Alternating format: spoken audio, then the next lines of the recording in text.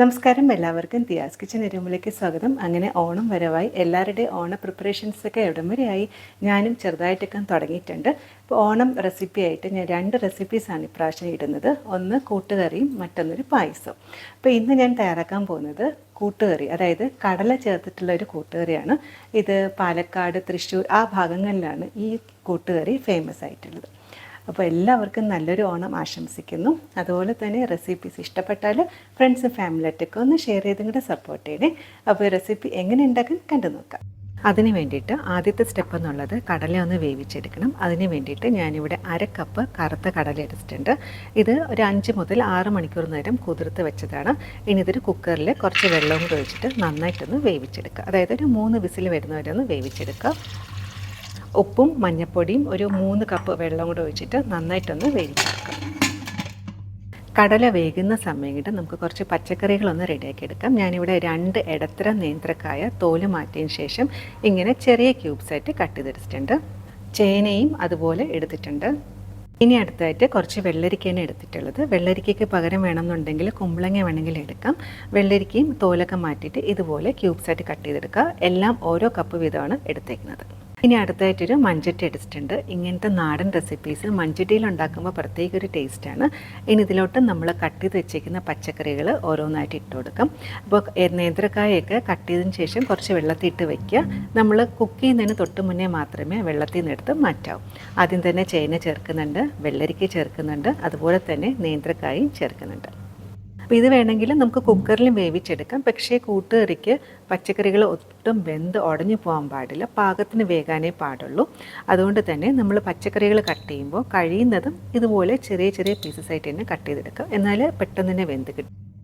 1/2 teaspoon മഞ്ഞൾപ്പൊടി, 1 table spoon മുളക് പൊടി, 1 ടേബിൾ സ്പൂൺ കുരുമുളക് പൊടി, ആവശ്യത്തിനുള്ള ഉപ്പ്. ഇനി അടുത്തായിട്ട് ഇതൊന്ന് വേവിച്ചെടുക്കണം. അതിന് വേണ്ടിയിട്ട് ഞാൻ കടല വേവിച്ചപ്പോൾ കുറച്ച് വെള്ളം ഉണ്ടായിരുന്നു. ആ ഒരു വെള്ളമാണ് എടുക്കുന്നത്. അറൗണ്ട് ഒരു 1.5 കപ്പ് വെള്ളമുണ്ട്. അപ്പോൾ അത് ചേർക്കാം. അല്ലാന്നുണ്ടെങ്കിൽ സാധാരണ വെള്ളം വേണമെങ്കിൽ ചേർക്കാം. ഏത് വേണമെങ്കിലും കുഴപ്പമില്ല. ഇനി ഇത് നന്നായിട്ടൊന്ന് മിക്സാക്കിയതിന് ശേഷം അടച്ച് വെച്ചിട്ടൊന്ന് വേവിച്ചെടുക്കാം. അപ്പോൾ ഫ്ലെയിം ഒരു മീഡിയത്തിൽ വെച്ചിട്ട് തന്നെ വേവിച്ചെടുക്കാം. ഇതിൽ ചേർത്ത എല്ലാ പച്ചക്കറികളും പെട്ടെന്ന് തന്നെ വെന്ത് കിട്ടും. വേവ് കൂടുതലുള്ളത് ചേനയ്ക്കാണ്. അപ്പോൾ ചേന വേകാനായിട്ടാണ് കുറച്ച് സമയം എടുക്കുന്നത്.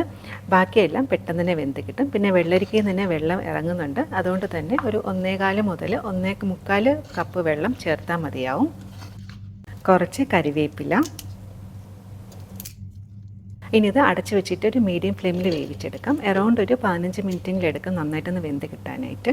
പച്ചക്കറികൾ വേകാനായിട്ട് കുറച്ച് സമയം എടുക്കില്ല. ആ സമയം കൊണ്ട് നമുക്കൊരു കാര്യം ചെയ്ത് വെക്കാനായിട്ടുണ്ട്. ഒരു പാനിലോട്ട് കുറച്ച് വെളിച്ചെണ്ണ ഒഴിച്ചെടുക്കാം. ഞാനിവിടെ ഒരു 2.5 ടേബിൾ സ്പൂൺ വെളിച്ചെണ്ണയാണ് ഒഴിക്കുന്നത്. വെളിച്ചെണ്ണ നന്നായിട്ട് ചൂടായതിന് ശേഷം 1 ടീസ്പൂൺ ഉഴുന്നുപരിപ്പ്, കുറച്ച് കരിവേപ്പില, വറ്റൽമുളക്, ഉഴുന്നുപരിപ്പ് ചെറിയൊരു ഗോൾഡൻ കളർ ആകുന്നവരെ വഴറ്റിയെടുക്കുക. ഇനി അടുത്തായിട്ട് കുറച്ച് നാളികേരം ചേർത്ത് കൊടുക്കാം. കൂട്ടുകറിക്ക് നാളികേരം കുറച്ച് കൂടുതൽ ചേർക്കുന്നതാണ് ടേസ്റ്റ്. ഇപ്പോൾ ഞാനിപ്പോൾ ഒരു ഇടത്തരം നാളികേരം മുഴുവനോടെ ചേർത്തിട്ടില്ല, ഒരു 1/4 ഭാഗം ചേർത്തിട്ടുണ്ട്. ഇനി ഇതൊരു ലോ ടു മീഡിയം ഫ്ലെയിമിൽ വെച്ചതിന് ശേഷം ഗോൾഡൻ കളർ ആകുന്നവരെ നന്നായിട്ടൊന്ന് വറുത്തെടുക്കാം.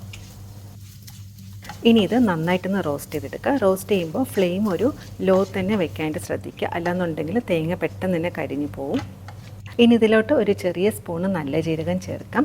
ഇത് ശരിക്കും നമ്മൾ ഉഴുന്നുപരിപ്പ് ചേർക്കുന്ന സമയത്താണ് ചേർക്കേണ്ടിയിരുന്നത്. ഞാൻ മറന്നുപോയി, അതുകൊണ്ടാണ് ഇപ്പോഴാണ് ഞാനൊന്ന് ഓർത്തത്. അതുകൊണ്ടാണ് ഈ സമയത്ത് ചേർത്തത്. എന്തായാലും നമുക്ക് ഈ നാളികേരം നന്നായിട്ടൊന്ന് റോസ്റ്റ് ചെയ്തെടുക്കണം. അന്നേരം ഈ ഒരു നല്ല ജീരകം കൂടി നന്നായിട്ടൊന്ന് റോസ്റ്റായിട്ട് കിട്ടും. അങ്ങനെ നാളികേരം ഒന്ന് വറുത്തെടുത്തിട്ടുണ്ട്. ചെറുതായിട്ടൊരു കളർ മാറി വന്നിട്ടുണ്ട്. ഇതിപ്പോൾ അറൗണ്ട് ഒരു 10 മുതൽ 12 മിനിറ്റ് ആയിട്ടുണ്ട്. ഇതുപോലെ ഒരു ലൈറ്റ് ഗോൾഡൻ കളറായി വന്നതിന് ശേഷം നമുക്ക് ഇതിൽ നിന്ന് കുറച്ചെടുത്ത് മാറ്റാം. അതായത് ഒരു 1/3 ഭാഗം കുറച്ച് നമുക്ക് അരച്ചെടുക്കാൻ വേണ്ടിയിട്ടാണ്. ബാക്കി നമ്മൾ കൂട്ടുകറിയിൽ ചേർക്കാൻ വേണ്ടിയിട്ടാണ്. അപ്പോൾ ഇത്രയാണ് ഞാൻ അരയ്ക്കാൻ വേണ്ടി എടുത്തേക്കുന്നത്. ഇനി ഇത് കുറച്ച് വെള്ളം ഒഴിച്ചതിന് ശേഷം നല്ല പേസ്റ്റായിട്ട് അരച്ചെടുക്കാം. അപ്പോൾ ബാക്കി വരുന്ന നാളികേരം കുറച്ചും കൂടി ഒന്ന് വറുത്തെടുക്കണം. അതായത് ഒരു ഗോൾഡൻ കളർ ആകുന്നവരെ ഒന്ന് വറുത്തെടുക്കാം. അപ്പോൾ ഇനി ഒരു 2-3 മിനിറ്റ് ആകുമ്പോഴത്തേക്ക് ആ ഒരു ഗോൾഡൻ കളർ ആയി കിട്ടും. അതുവരെ ഒന്ന് വറുത്തെടുക്കാം. ഈ ഒരു സ്റ്റേജ് എത്തിയാൽ മതിയാവും. ഇനി ഗ്യാസ് ഓഫാക്കാം. ഇനി ഒരു 2-3 മിനിറ്റും കൂടി ഒന്ന് ഇളക്കി കൊടുക്കാം. ഈ സമയം കൊണ്ട് പച്ചക്കറികൾ നന്നായിട്ടൊന്ന് വെന്ത് കിട്ടിയിട്ടുണ്ട്. അപ്പോൾ മാക്സിമം ഒരു 15 മിനിറ്റ് എടുക്കത്തുള്ളൂ. ഇപ്പോൾ ചേനയാണ് വേകാനായിട്ട് കുറച്ച് താമസമായിട്ടുള്ളത്. അപ്പോൾ ചേന വെന്തോ ഇല്ലയോ നോക്കാം. കണ്ടോ, ചേന അത്യാവശ്യം നന്നായിട്ട് വെന്ത് കിട്ടിയിട്ടുണ്ട്. ഈ ഒരു പാകത്തിനാണ് പച്ചക്കറികൾ വേവിച്ചെടുക്കാനായിട്ട്. വെന്ത് ഉടയാൻ പാടില്ല, എന്നാൽ പാകത്തിന് വേഗവും വേണം.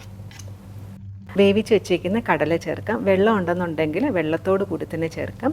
ഞാൻ ഈ കടല വേവിച്ച വെള്ളമാണ് പച്ചക്കറികൾ വേവിക്കാനായിട്ട് എടുത്തത്. അങ്ങനെ കടലയും കൂടെ ചേർത്തതിന് ശേഷം നന്നായിട്ടൊന്ന് മിക്സാക്കി എടുക്കാം. അതായത് പച്ചക്കറികളും കടലയും മസാലകളും എല്ലാം കൂടി നന്നായിട്ടൊന്ന് യോജിച്ച് കിട്ടണം. നന്നായിട്ടൊന്ന് മിക്സാക്കി എടുത്തതിന് ശേഷം നമ്മൾ റെഡിയാക്കി വെച്ചേക്കുന്ന തേങ്ങാക്കൂട്ടും കൂടി ചേർത്ത് കൊടുക്കാം.